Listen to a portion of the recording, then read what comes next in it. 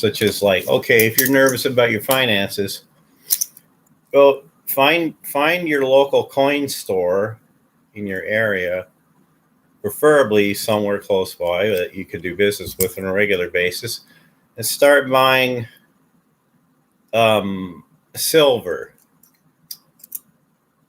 as a habit. On like every time you get your paycheck, put aside $50 or $40 and get one of these rounds, and just keep storing them, in a safe place. I use a safe deposit box, and over time it will force you to save your money, so you won't be inclined to just have cash and I got to buy something, right? Blah, blah. So you just frivolously, for me, I have to say for myself, frivolously spend money on things that I don't need. Things that I never use. And I just accumulate it, and eventually I either have to throw it away or give it away or resell it. So that's the problem with somebody that's a compulsive spender. But for me, what has helped to me, being a 62-year-old grandpa man, right? This old guy, has been when the price is right. I'm not telling you right now, right? I'm not saying go run to your coin store right now and get as many of these as you can. I'm not telling you to do that, right? So there's dummies out there that are just like, oh, I'm going to get rich overnight, blah, blah, blah, blah. And they go out and they run and they spend their whole paycheck, blow their on stuff or whatever, right? And it's dumb, and they end up losing money. They end up like not being careful about their investing. So if you're going to do this, then do it in a disciplined fashion to where you're going to limit yourself to how much a pack of cigarettes. If you smoke cigarettes and you quit cigarettes, or you quit drinking, right? Because that's another dumb thing that's expensive. And you save your money on, and you buy this instead of cigarettes and booze. Then over time, you just go to the bank, and go to the safe deposit box, put it in there. Over time, you have a whole safe deposit. You have your whole safe deposit box be full of this, and it's private. No one knows except maybe the guy that has if you're buying it from the same coin store all the time. So that would be a problem. You have to make sure you just go to different coin stores. That's what I try to do. So, but if you live in a small town, it's kind of hard to do. So now you're shipping things to your house. So if you're going to do it that way, you want to, I'd say if it's eBay, kind of be careful, because they know your address, unless you have your parcels brought to your post office, to a post office box. And that would be better for you if you're going to be doing things online, because you want to try to protect your privacy online as much as you can, and security.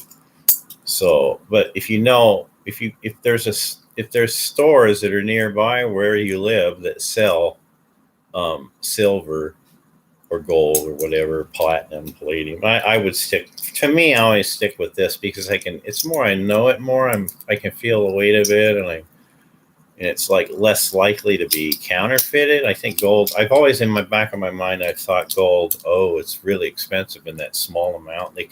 Somebody could coat something, or they could laminate gold onto another material, and I would buy that and I wouldn't know it was fake, right? But with silver, it's more, it costs as much to fake around is to make it really out of real silver. So people aren't going to be like making fake rounds unless they don't have, their coin stores have the people they're buying it from have the gauges, and they've screened it enough to where you trust your supplier is going to be getting the authentic thing. If it's from an online bullion dealer, or from a government mint, or from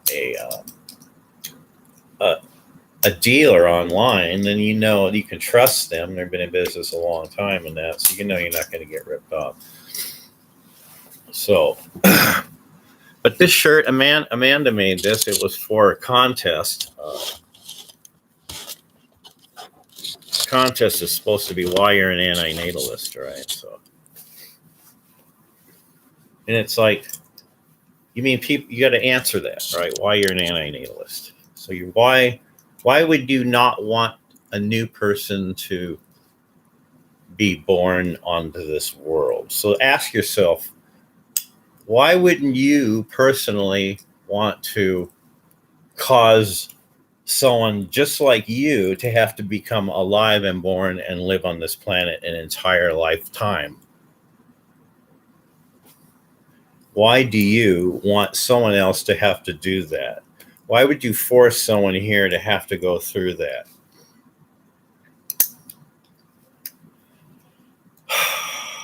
And for somebody that has pets, that has had pets, that's had pets most of their life, they've had a fish or a bird or a turtle or a cat or a dog or a mouse or a hamster or a snake or whatever they've had as a pet, right, through their lifetime, and then they become an antinatalist.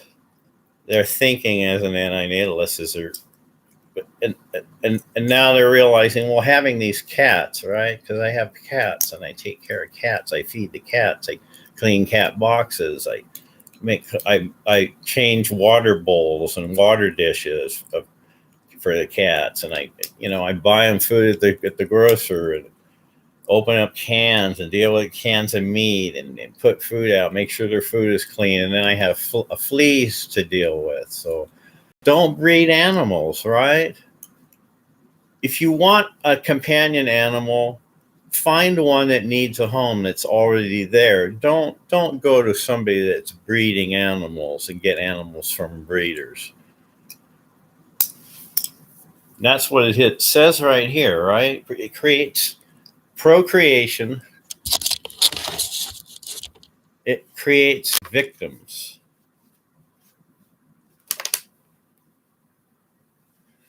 Do you get that? Do you understand that, what I'm saying?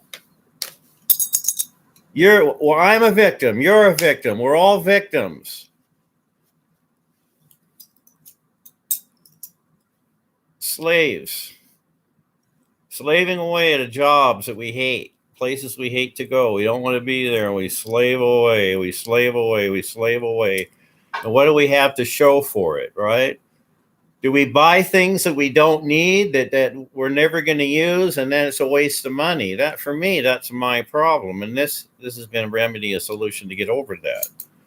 Is to accumulate real value. If it's this, you could make this is just a thing, right? But it could be a piece of land. You could be making payments on some piece of land somewhere that's going to be value, that will maintain its value into the future.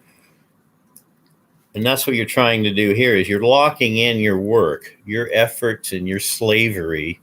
You're 8 to 5, getting up going to work, showing up at work, dealing with the people at work, putting up with a boss that's like really like it wants to lord it over you and be like you're subservient to this other person and you have to do what they tell you to do. You're a wage slave. So if you're gonna spend your life being uncomfortable and unpleasant situations and the drudgery and commitment and stick-to-itiveness and having to go to a job every day you really might hate the job. You might not like the people that you work there with, but you don't want to spend your life doing that. So you want to make sure that you retire early and you have something set aside in savings for yourself when you're elderly, when you're older. So you're stuck as a person that you have to work to live, right? To exchange your time for everybody else's time that they're putting in for your groceries, your light bill, your car payment, your gas, your heating your house, your heating your apartment, or wherever you're living. You have to maintain this lifestyle. So you have to go out in the world and exchange your time for all those other people that are using their time to provide you with those things also. But don't be fooled, don't be tricked, be wise, and think about what you're doing. And this, for me, buying this, and some of you will say, well, you're stupid. You wasted your money. You could have invested your money in something else, this other thing. You could have locked your capital in that, and it would have like doubled in value or tripled in value by now. So they would say you're stupid, you've lost the money, you're a loser. You bought in and it was high, and then the price went down. And you'll look at yourself in the mirror and you'll go, wow, I wasted money. I bought something I thought was valuable, that would stay valuable, and it went down in value. So you're mad.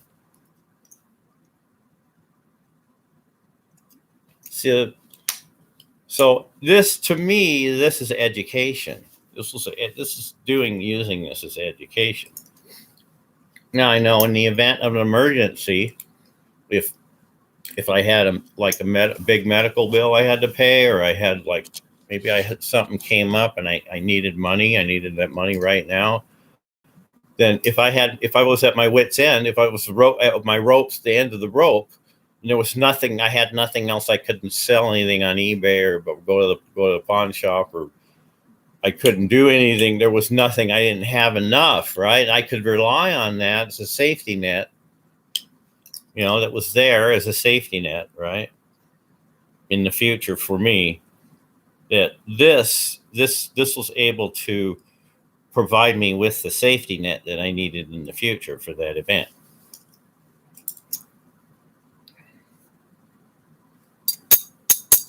Real things, land, property, even like antique car, or if it's an oil painting, or maybe it's a piece of artwork that's valuable. My friend, he's a fossil. He looks for fossils, right? So he goes way out in the country and hikes around and looks with his rock pick and his safety glasses and his little portable Dremel drill, right? And he go out, or a little saw, whatever. He can go out in the woods or way out in the countryside and find rocks and collect different kinds of rocks. So it's always fun to do. I always said if you live way out somewhere and you have a lot of open country, then you can do look for meteorites. So get a good pair of binoculars and a compass and a map and geojet. What is it? They used to sell them at RNEI. There were maps you could buy that showed the terrain, right? Showed the different elevations in the terrain. So if you're going to go out way out places, make sure you take a compass and a map and plenty of water for drinking too, right? Make sure you got lots of drinking water. But then you could use your binoculars and you can find meteorites. Just keep hiking around, right, and look along the horizon, look really carefully, and you'll find there'll be a black rock that's different. That's a darker color, a black color on the when you're looking around on the land, and then you just hike to that and pick it up, and then might be a meteorite. Might be a meteorite that no one else knows about that landed on the ground there, that's on public land, right? So it's on just way out place. You could make money. You could sell that, that meteorite. So, but I always think wow, if you live out a place where people are ranchers, and the most of the food around you is chickens and cows and pigs and horses and that, so, and other kinds of farm animals, and that's the business around you. Every business is, people are doing that all around you. So your food source where you live has to be from that mostly. So unless you got boutique stores or a good store where it's like a food market and they sell a variety of different kinds of foods, not just a standard American diet, well, they have more varieties of dry goods, and canned goods and stuff. So then maybe if you're going to try to be vegan, right, and you don't want animals to have to be bred so that you can either consume their excretions or eat their musculature of their, then your diet in the protein you get in your diet, you get enough protein from eating a lot of beans and rice and leafy greens and more vegetables, more healthier foods like that. So you get, if there's an opportunity in your area where there's that kind of food is more available for you, then if you just learn how to prepare that and make your meals at home more and don't eat out so much, and maybe easier to be vegan too, or try to be less animal, have a more animal friendly diet, try to live more like that. So you're concerned about some other being had to be bred. Some critter had to be spend its life in a barn in a cage and be all confined and have to eat every day and have to be and piss and be groomed and be in an uncomfortable situation. And you wouldn't want someone else to have to go through that. So by stopping procreation through your diet, by preventing procreation by your diet that you have, you're saving that other critter, you're saving that other someone else that you think, oh, there's someone else there. You're saving them the hassle and the having to go through an experience of being alive, and it's bothersome and it's annoying and it's frightening and it's unpleasant to have to be alive, right? And then you die for food, to feed another animal like me, right? So I'm just this other animal to you, right? My brain is bigger. So I'm thinking of myself being in a state of being captured, of myself being tortured and tormented. And what it would feel like for me if I was in that situation, that bird in the hen house, or that cow that's in the paddy field or in the stockyard. If I was that cow, if I was living my life and I was experiencing everything that cow is experiencing, my eyes are the cow's eyes, my ears are the cow's ears, and I was in that place of having to live through that experience of being a cow, then like for me now, I don't want to eat it. I don't want to buy it. I don't want to eat it. I don't want to have anything to do with it. I want to stay as far away from it as I possibly can, as possible.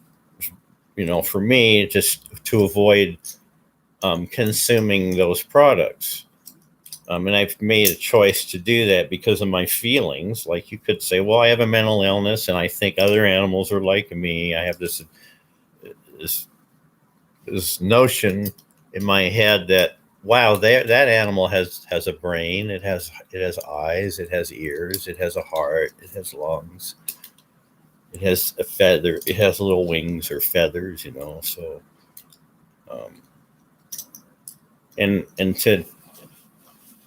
that's a victim. Your dinner plate, your lunch meal, your breakfast is someone else's pain and suffering. You're actually gaining an experience of comfort and being fed, being satiated by you yourself have taken advantage of that other animal, which you're an animal like them, but your brain is bigger. So does that, am I being like not a sound mind? Is a vegan person, do you think a vegan person is of sound mind, or do you think they imagine they have too much of an imagination? You could say that they project their own self into a creature of another form. They can imagine their own consciousness, their own identity being trapped inside of someone else. Even if you're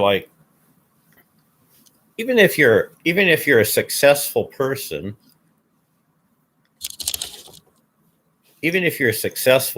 right, and you've accumulated a lot of wealth, and you're doing well for yourself, and you're maintaining your health, and you're happy most of the time, you feel good, but you're aware of what's happening in the world. You're aware of what's going on in the world around you.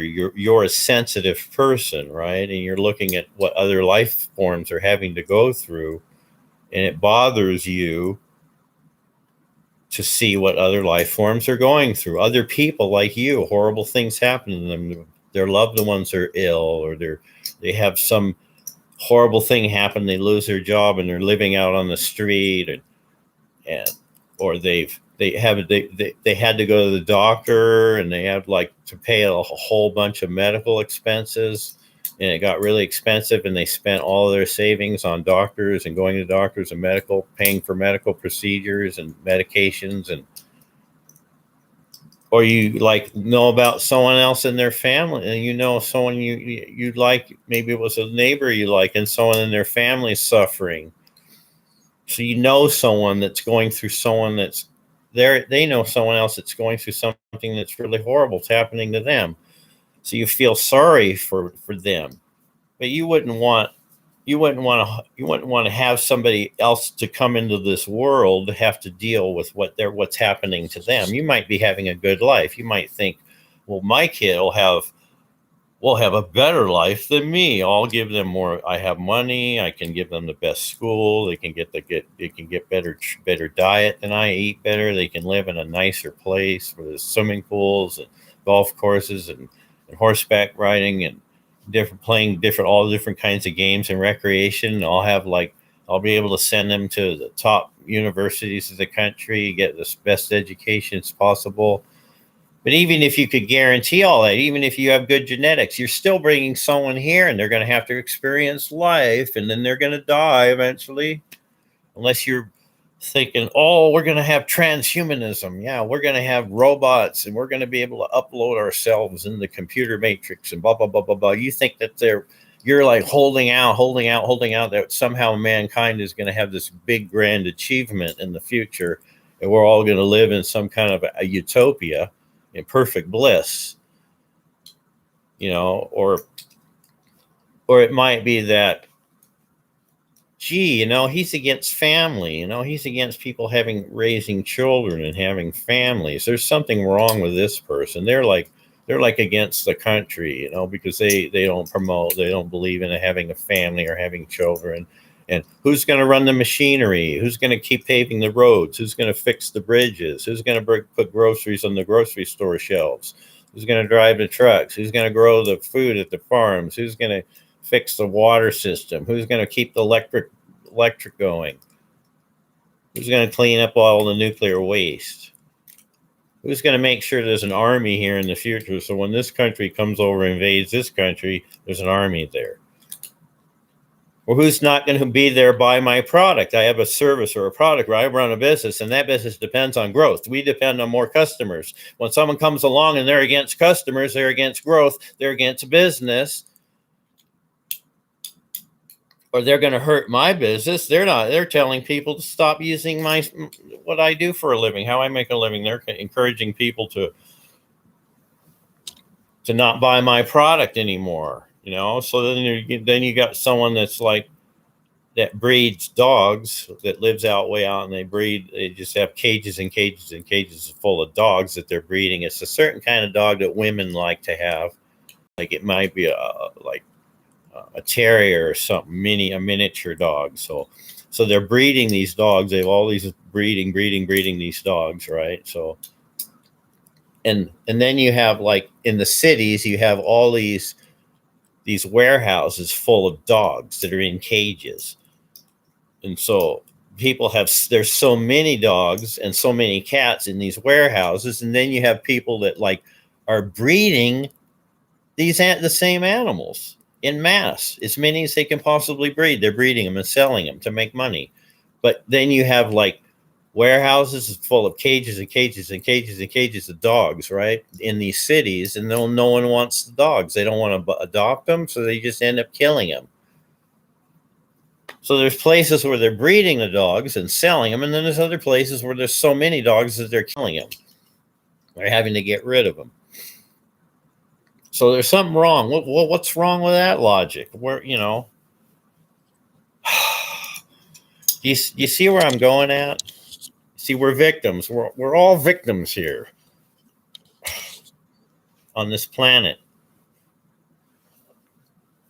When you bring a new victim here, right, on this planet, they have to live life.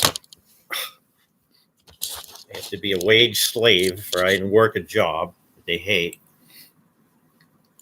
or they work a job that when they were young and youthful, everything was fine. They were happy and they liked their work, and they went to their job and they enjoyed what they did and the people there and where they worked at. But then as they get older, they're more like a burden on the company. They're starting to be like dead wood. They're dragging everybody else down because they're slower. They don't react as fast. They don't learn how to use the new software as quickly, and they seem to take a lot more time than they should to get their job done. And they're having to go to this place every single day and do the same thing day after day after day after day in the routine, right? And I understand that because I've lived that way.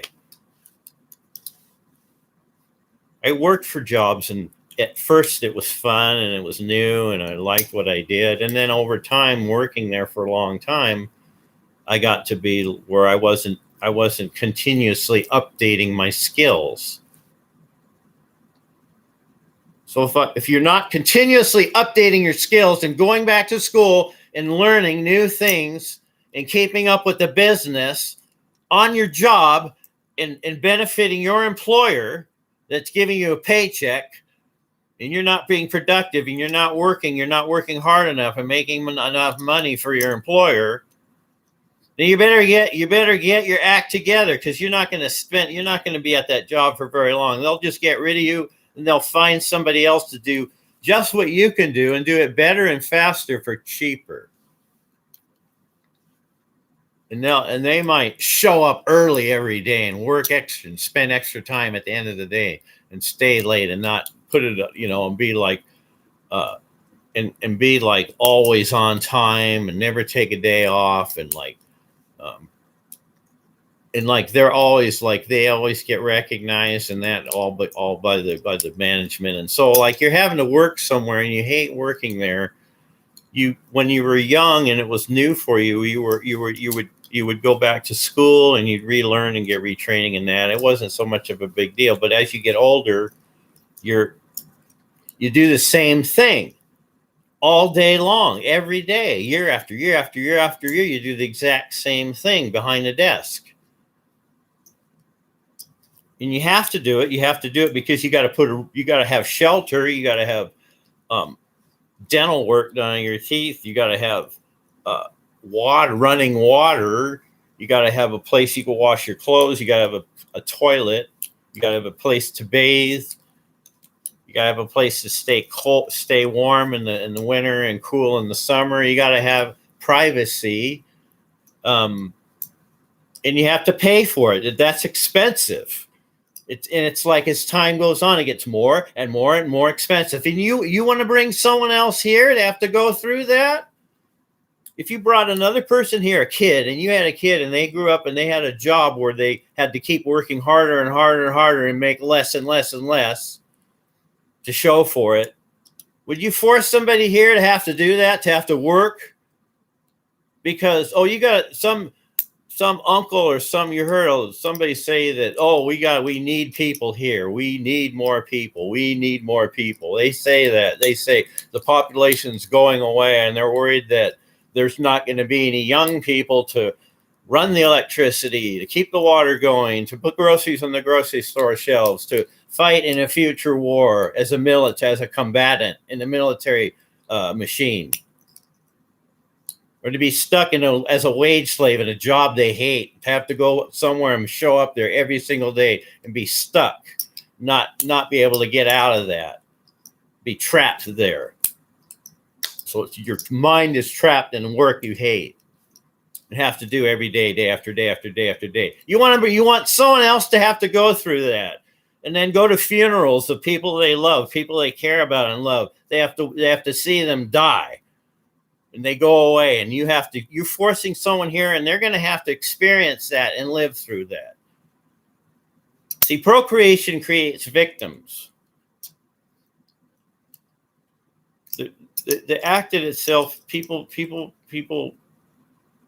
they fool hard. They do foolish things. Young people do dumb things. When I was young, I was a young man, and I drank, and I get horny, and I go and do dumb things, and you want to put someone else through that. You want to have some other person to have to go through their life and experience being young and having hormones and going through adolescence and puberty and having to socialize with other people in this world. And you're forcing someone else. Let's say your life has been really difficult for your relationships with other people that you've had to have struggled a lot with in your business and what you do in your livelihood to be successful at it, and it's taken its toll on you. As a person, as your soul got sucked out of you while you were in this office all day long doing the same thing day after day after day. You want someone else. You want to have someone else go through that. If you could prevent someone else from having to have that happen to them, if you could prevent that, what's wrong with that? And then the counter argument is that you're against family, you're against God, you're against the country. They could say that, or they could say you're a eugenicist. You were like trying to promote an idea, and what'll happen is some people will adopt that idea that you're talking about, and they'll end their family line. Their genes will no longer be in part of the human gene pool. So who are you to tell people that whether or not they should reproduce or not? What right do you have to tell someone else that? They'll point their finger at you and tell you that too. And I can kind of see maybe why they would say that, but then it's still selfish. It's still very, very, very selfish, because it's not you. It's another person. You don't know. You have no idea what that other person is going to have to be like or go through while they're existing as a human being on this planet. You do not have any. There's no guarantees. Even no matter how good at genes your family you are, how your genetics, physically, and that, no matter where. The part of the world where you live, if it's the most beautiful, it's luscious climate and where the best food is grown, and it's a place where the school system is really excellent educational system, and it's the highest advanced technology. It's the best part of the country where there's the best technology. The more people have university levels of education that live in that area. No matter how many things you have all lined up, you say, "Oh, it's going to be this way. It's going to be this way." You can't guarantee that. You can't guarantee that for that new person that's going to have to live a life. You can't guarantee for them that they're going to have a good as life as you've had. You presume that, but you can't guarantee that. And there's still a long list. If you write a list, pros and cons. Put pros on one side of the list, cons on the other side of the list. Why you should bring someone else here? Why you need a new person in this world, or another person in this world? Make a list and give the list. This is why we need more people on this side. This is the benefit of being alive on this side is all the things, the harms. The whole list of all the harms, all the things that happen, all the suffering, all the bad things that could happen, all the things that could go wrong, not go right for that person while they're alive. And then make a list of this person. Oh, they'll be on the golf team. They'll win a trophy. Oh, they'll go and they'll be like the best in the swimming category. Oh, and then they'll go to university and they'll learn how to get a doctorate in physics, and they'll invent different kinds of things that will benefit all these people and cure cancer, blah, blah, blah, blah, blah, and have a great life and live happily ever after, walk along the beach in their elderly years wearing white chiffon, perfect health, nice little tan, gray hair, and walk along a beautiful beach, and that'll be their retirement. Everything will be fine. Everyone will live happily ever after. Well, that's the media. That's the popular culture telling you that. So I don't know what else to say. I got this shirt. I was in a contest. Why am I an anti-natalist? And I'm an anti-natalist because this side of the list, it goes, you list all these things on the list, the negative side. Yeah, and there's a positive side too. There's sunsets, there's walks along beautiful beaches, there's riding horses in a beautiful field, there's having a good time golfing and bowling and playing video games. There's fun and excitement and adventures, and there's good things and pleasant things. There's birthday parties, there's running races. There's fun times, there's good feelings. Yeah, on this side of the list. But as they counterweigh over on this side of the list, you grow up, you get tormented by your fellow people at school, then you get into a job you hate, and then you get cancer, and then you're alcoholic, and then you have to go and sell everything you have, you get divorced, horrible things, all these things, blah blah blah. People that you know and love get in automobile accidents and on, or get harmed, or go through horrible things happen to them, get dementia, Alzheimer's, live decrepit lives, be in pain and suffer for a long time in their life. And you write down all these things on this side of the list, and you go, wow, why am I an anti-natalist? You ask me, well, why? I'm asking, the question is, why are you an anti-natalism? Which I just have been telling why I'm an anti-natalist.